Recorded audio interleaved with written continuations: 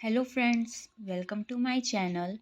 तो आज मैं यहाँ आपसे मैथ के लेसन प्लान के बारे में डिस्कस करूँगी। इसके पहले मैंने साइंस के लेसन प्लान के बारे में आपसे डिस्कस किया था। तो साइंस के लेसन प्लान का मैंने एक प्लेलिस्ट बना दिया है, जिसमें जाकर आप साइंस के लेसन प्लान के बारे में देख सकते हैं। तो ये मेरा पहला मैथ का लेसन प्लान है, जिसमें मैं आज कक्षा 6 के लिए प्रकरण आयत के बारे में बताऊंगी।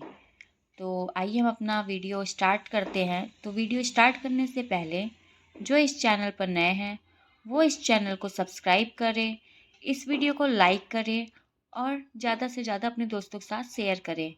तो आइए अब हम अपना वीडियो स्टार्ट करते हैं।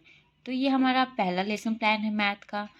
तो इसमें भी सबसे पहले हम विद्यालय का नाम डालेंगे, फिर छात्र अध्यापिका का नाम डालेंगे, दिनांक डालेंगे, कक्षा में 6 डालेंगे, विषय में गणित डालेंगे। गणित का जो एक उपविषय होता है रेखा गणित, उसका नाम हम डालेंगे क्योंकि आयत जो होता है वो रेखा गणित में आता है। अवधि में 36 या 35 मिनट डालेंगे, कालांश में द्वितीय और प्रकरण में आयत डालेंगे। अब इसके बाद समान उद्देश्य लिखा जाता है। तो समान उद्देश्य में पहला उद्देश्य है छात्रों में गणित विषय के प्रति रुचि उत्पन्न करना। दूसरा उद्देश्य है छात्रों की बौद्धिक क्षमता का विकास करना। तीसरा उद्देश्य है छात्रों में सोचने समझने व तर्क करने की क्षमता का विकास करना। चौथा है छात्रों को गणित विषय के प्रारंभिक नियमों की जानकारी देना।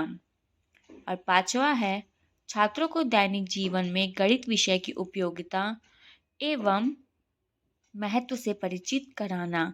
अब समान उद्देश्य के बाद हम विशिष्ट उद्देश्य लिखते हैं। तो विशिष्ट उद्देश्य में पहला है छात्रों को आयत और उसके परिमाप व क्षेत्रफल की जानकारी प्राप्त हो सकेगी। दूसरा है छात्र आयत की आकृति, कोण और भुजा को समझ सकेंगे। तीसरा है छात्र आयत के परिमाप व क्षेत्रफल को उदाहरण द्वारा समझ सकेंगे। चौथा है छात्र आयत को चित्रों और परिमाप व क्षेत्रफल को सूत्रों के माध्यम से आसानी से समझ सकेंगे। और पांचवा है छात्र आयत के परिमाप और क्षेत्रफल का दैनिक जीवन में प्रयोग करने का कौशल विकसित कर सकेंगे। अब विशिष्ट उद्देश्य के बाद हम सहायक सामग्री लिखते हैं। सहायक सामग्री में हम चॉक, टेस्टर, लपेट श्यामपट्ट, संकेतक, चार्ट आदि लिखते हैं। अब इसके बाद हम पूर्व ज्ञान लिखते हैं। पूर्व ज्ञान में हम लिखते हैं बच्चे आयत के बारे में सामान्य जानकारी रखते हैं। अब इसके बाद हम प्रस्तावना प्रश्न लिखते हैं। प्रस्तावना प्रश्न जो होता है वो इसलिए पूछा जाता है ताकि छात्र अध्यापिका को जो भी आज पढ़ाना है उसका प्रकरण यानी टॉपिक निकल सके। और ये जो प्रश्न होते हैं वो एक दूसरे से क्रमबद्धता संबंधित होते हैं और बच्चों के पूर्व ज्ञान पर आधारित होते हैं। तो आइए देखते हैं पहला प्रश्न क्या है। तो पहला प्रश्न है छात्र शिक्षा प्राप्त करने कहाँ जाते हैं। तो बच्चे उत्तर देंगे स्कूल या विद्यालय में। दूसरा प्रश्न है विद्यालय में हम कहाँ बैठकर पढ़ते हैं। तो बच्चे उत्तर देंगे कक्षा या क्लासरूम में। तीसरा प्रश्न है कक्षा में पढ़ाते समय कौन कौन सी सामग्री का प्रयोग किया जाता है। तो बच्चे उत्तर देंगे पुस्तक, श्यामपट्ट, चॉक, टेस्टर आदि। अब अगला प्रश्न है पुस्तक का आकार कैसा होता है। तो बच्चे उत्तर देंगे आयताकार। अगला प्रश्न है आयत किसे कहते हैं। तो ये जो प्रश्न है ये बच्चों के लिए समस्यात्मक प्रश्न बन जाएगा। इसके बाद हम उद्देश्य कथन लिखेंगे। तो उद्देश्य कथन में हम लिखते हैं आज हम लोग आयत के बारे में विस्तार पूर्वक अध्ययन करेंगे। अब हम प्रस्तुतिकरण देखते हैं। तो प्रस्तुतिकरण में हम 4 कॉलम बनाते हैं। क्रम संख्या, शिक्षण बिंदु, छात्र अध्यापिका कथन और छात्र की राय। पहला जो शिक्षण बिंदु है वो है आयत। तो हम देखते हैं छात्र अध्यापिका इसमें क्या कथन कहती हैं आयत के लिए। तो हम देखते हैं आयत क्या है 4 भुजाओं से घिरी हुई बंद आकृति जिसकी आमने सामने की भुजाएं बराबर होती हैं तथा जिसके चारों कोणों का मान 90 अंश होता है उसे आयत कहते हैं। इस समय कक्षा में छात्र ध्यानपूर्वक सुनने का कार्य करेंगे। अब इसके आगे हम देखते हैं। देखिए, यहाँ हमने आयत का चित्र बनाया है, जिसमें हमने दर्शाया है कि उसके प्रत्येक कोणों का मान 90 अंश है, उसकी लंबाई को दिखाया है, उसकी चौड़ाई को दिखाया है। अब उदाहरण देखते हैं। उदाहरण में हमने लिखा है खेत, खेल का मैदान, चार्ट पेपर, पेपर सेट आदि। अब इससे संबंधित हम बोधात्मक प्रश्न देखते हैं। तो बोधात्मक प्रश्न में पहला है, आयत में कितनी भुजाएं होती हैं? तो बच्चे उत्तर देंगे 4। दूसरा प्रश्न है, आयत में प्रत्येक कोण कितने डिग्री या फिर अंश का होता है? तो बच्चे उत्तर देंगे 90 अंश का। तो अगला शिक्षण बिंदु है आयत का परिमाप।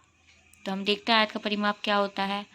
आयत का परिमाप आयत की चारों भुजाओं की लंबाई के योगफल के बराबर होता है। परिमाप की इकाई मीटर या सेंटीमीटर होती है।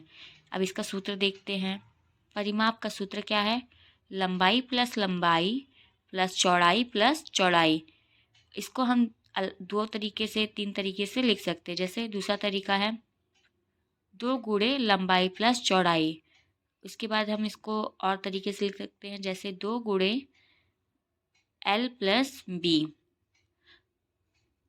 ये जो है ये परिमाप का सूत्र हो गया। तो इससे संबंधित बोधात्मक प्रश्न देखते हैं। तो पहला प्रश्न है, आयत के परिमाप की इकाई क्या है? तो बच्चे उत्तर देंगे मीटर या सेंटीमीटर। दूसरा प्रश्न है, आयत के परिमाप का सूत्र बताइए। तो बच्चे उत्तर देंगे परिमाप बराबर 2 गुणे लंबाई प्लस चौड़ाई। अब हमने यहाँ आयत का परिमाप देख लिया। अब हम आगे आयत के क्षेत्रफल के बारे में पढ़ेंगे। तो तीसरा शिक्षण बिंदु है आयत का क्षेत्रफल। इसमें देखिए क्या है, किसी भी आयत की लंबाई और चौड़ाई के गुणनफल को उसका क्षेत्रफल कहते हैं। इसकी जो इकाई होती है वो होता है वर्ग मीटर या वर्ग सेंटीमीटर। इसका जो सूत्र होता है, क्षेत्रफल का सूत्र है लंबाई गुणे चौड़ाई। इसे हम दूसरे तरीके से लिख सकते हैं L इंटू बी। इस समय में छात्र जो है कक्षा में ध्यानपूर्वक सुनने का कार्य करेंगे। अब हमने जितने भी शिक्षण बिंदु देखे हैं, अब उनसे संबंधित हम श्यामपट्ट कार्य को देखेंगे। तो जैसा कि आप देख सकते हैं, हाँ श्यामपट्ट कार्य, यहाँ मैंने आयत के चित्र को बनाकर उसे दर्शाया है, उनके उदाहरणों के बारे में दिया है। आयत का परिमाप हमने बताया है, उसकी परिभाषा, उसकी इकाई और सूत्रों के बारे में हमने यहाँ लिखा है। अब हम आयत का क्षेत्रफल देखिए, हमने श्यामपट्ट कार्य में इंडिकेट किया है उसका परिभाषा, इकाई और उसके सूत्र। अब ये जितने भी श्यामपट्ट कार्य हैं आप देख लीजिए ध्यान से।